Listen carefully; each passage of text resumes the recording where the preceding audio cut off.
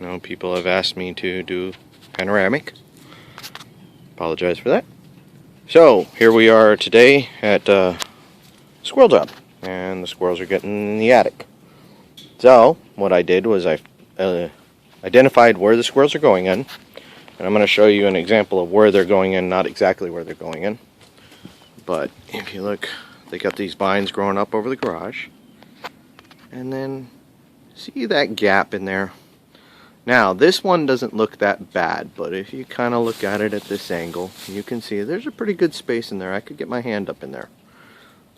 Flat, but I could still get it up in there. Now realize a squirrel can flatten himself out pretty flat to get into there, and definitely fit in there, and he'd just be in that soffitish area. Really wouldn't be access to the attic, but it is possible.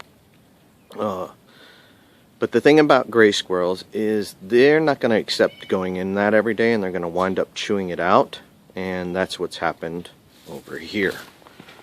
Here's the same vine situation, and there's our little friend.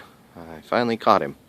I caught the female pretty much right away. This is the male, and when I get up there I'm going to show you the hole that they've chewed and what I've done so that you have an idea. This little guy will not be harmed. He'll be relocated out there where his mate is. Hopefully they'll find each other again, which I don't think will be too much of a problem, and live happily ever after in their drays. By the way, in case you don't know what a dray is, that is a dray. That's a squirrel nest. It's called the dray. Alright, so I'm going to pause this, and I'm going to show you what's to see up there. Yeah, here we are up top. Here's our little friend. And this is the hole that it was going in.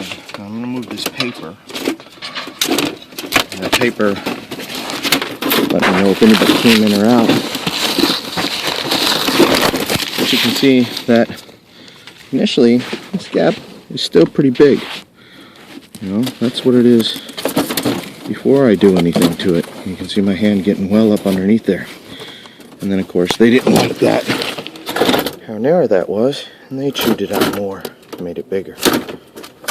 So that's where they're going in. And that one over there you can see is about the same size as this one. The reason I'm putting paper in there is so I know if anybody's coming in or out. But I'm pretty sure that this guy is the last one.